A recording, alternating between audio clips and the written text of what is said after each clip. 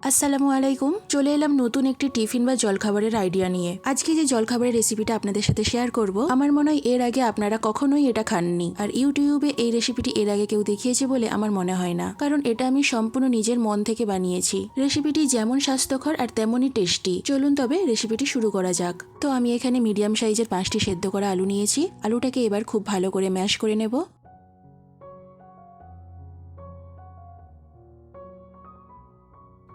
তো আলুটা আমার ম্যাশ করা হয়ে গেছে। এরপর এর মধ্যে দিয়ে দেবো স্বাদ মতো লবণ, 1 কাপের মতো ময়দা আর একটু গোলমরিচের গুঁড়ো। ময়দার পরিমাণটা ঠিক আলুর সাথে মাখা হয়ে যাবে, কিন্তু জল দেওয়ার প্রয়োজন হবে না। এইভাবেই ময়দাটা নিতে হবে। মোট কথা এর মধ্যে জল দেওয়া যাবে না।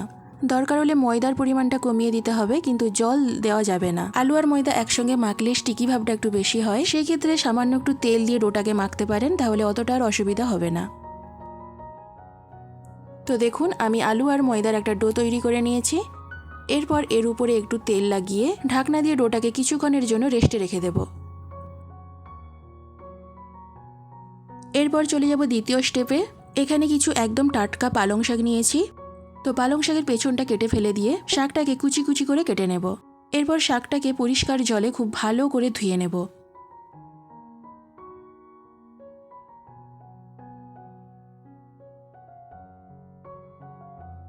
এদিকে একটা ননস্টিক প্যানে 1 চামচের মতো সাদা তেল দিয়ে দিলাম। তেলটা গরম হয়ে গেলে একটু রসুন কুচি, একটু আদা কুচি আর একটু লঙ্কা কুচি দিয়ে দেব।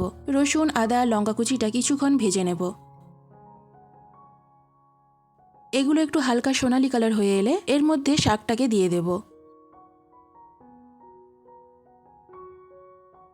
এরপর শাকের মধ্যে দিয়ে দেব একটু লবণ, একটু হলুদ গুঁড়ো, একটু জিরে গুঁড়ো আর একটু লঙ্কার গুঁড়ো। এরপর উল্টিয়ে পাল্টিয়ে শাকটাকে যেমন বাড়িতে শাক ভাজা হয় সেরকম করে ভেজে নেব।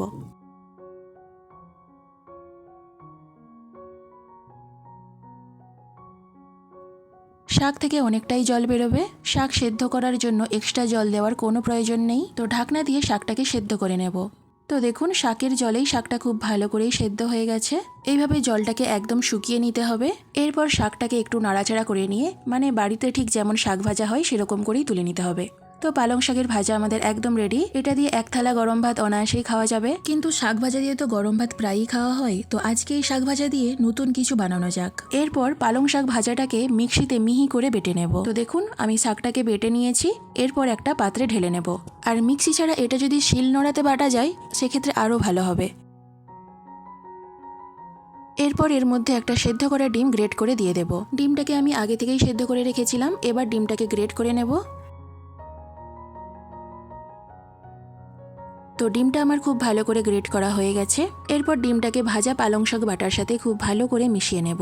অনেক বাচ্চারাই আছে শাক খেতে চায় না, তো তাদেরকে শাক খাওয়ানোর জন্য যদি এই বিকল্প ব্যবহার করা হয় তাহলে বাচ্চার মায়েদের তো আর কোনো চিন্তাই রইল না। আবার অনেক বড়রা আছেন কোনো শাক খেতে পারেন না, শাক খেলেই অ্যাসিডিটি হয়। তার মধ্যে আমি একজন। সত্যি কথা বলতে আমি শাক খেতেই পারি না, শাক খেলেই আমার অ্যাসিডিটি হয়। কিন্তু আমি যখন এই রকম শাকটাকে বেটে খাই, মানে শাকটা ভেজে নেওয়ার পর বেটে নিয়ে খাই, তখন কিন্তু আমার কোনো রকম কোনো সমস্যা হয় না। তাই যখনই আমি শাক খাই, শাকটাকে ভেজে নেওয়ার পর বেটে নিই। তো সেখান থেকেই এই বুদ্ধিটা মাথায় এলো যে বাচ্চারা তো আর শুধু শাক বাটা খাবে না, তাদেরকে যদি এই শাক বাটা দিয়েই ইয়াম্মি কিছু বানিয়ে দেওয়া যায়, তখন তারা খুশি মনে এটা খেয়েও নেবে আর শাকটাও তাদের পেটে যাবে।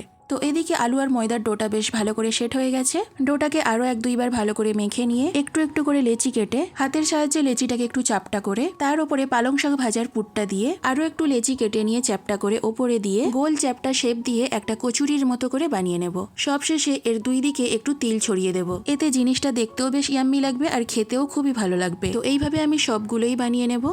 কিভাবে আমি জিনিসটা বানাচ্ছি আশা করি ভিডিও দেখেই আপনারা ভালো করেই বুঝতে পারবেন। আর একটা কথা, এটা যে শুধু পালং শাক দিয়েই বানাতে হবে সেটা নয়, যে কোনো শাক দিয়েই আপনি এটা বানাতে পারবেন। মানে যে শাকটা আপনি আপনার বাচ্চাকে খাওয়াতে চাইছেন বা যাদের অ্যাসিডিটির সমস্যা আছে তারা যদি অন্য কোনো শাক খেতে চান তাহলে এইভাবে বানিয়ে খেতে বা খাওয়াতে পারেন। গ্রামগঞ্জে বা হাটে বাজারে অনেক ধরনের শাক পাওয়া যায়, আর শাকের উপকারিতার কথা লিখে অনেক লম্বা খসড়া তৈরি করলেও শেষ হবে না। তো যারা এতদিন ধরে শাক খেতে পারতেন না তারা এবার থেকে মন ভরে শাক খান। আর বড়রা খাওয়ার সময় যদি এইভাবে কচুরি বানিয়ে খাওয়াটাকে বেশি ঝামেলার বলে মনে হয়, সেক্ষেত্রে শাকটাকে ভেজে নিয়ে আমি ঠিক যেভাবে ভেজে নেওয়ার পর বেটে নিলাম ওইভাবে বেটে খান, দেখবেন কোনো সমস্যা হবে না। এটা শুধু যারা অ্যাসিডের জন্য শাক খেতে পারেন না তাদের জন্য একটা টিপস মাত্র, কারণ আমার খুবই অ্যাসিড হতো শাক খেলে। তো এইভাবে খাওয়ার পর অ্যাসিড হয় না, তাই আপনাদের সঙ্গে এটা শেয়ার করলাম যাতে আপনাদের সামান্য একটু উপকার করতে পারি, এই আর কি।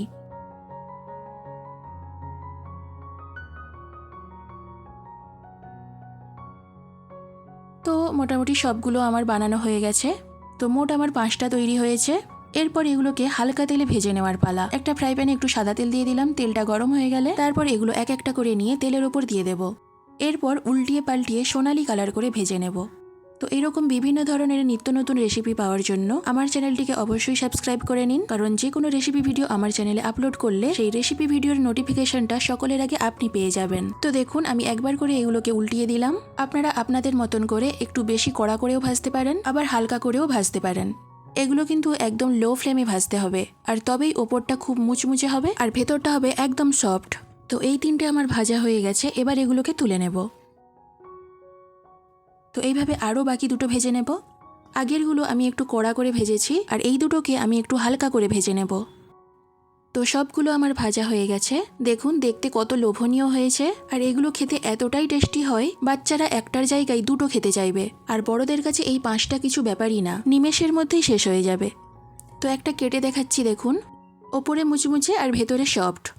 গত বৃহস্পতিবার বাচ্চাদের স্কুলের টিফিনে এটাই দিয়েছিলাম। এটা ওদের খেতে এতটাই ভালো লেগেছিল যে ওরা বলল, মা এটা আজকের মানে শুক্রবারের স্কুলের টিফিনেও এটা বানিয়ে দাও। আসলে সব বাচ্চারাই একটু এরকম, ওরা একটু টেস্টি খাবার খেতে বেশি পছন্দ করে। তো আজকের এই টিফিনটি আপনাদের কেমন লাগলো অবশ্যই কমেন্ট করে জানাবেন।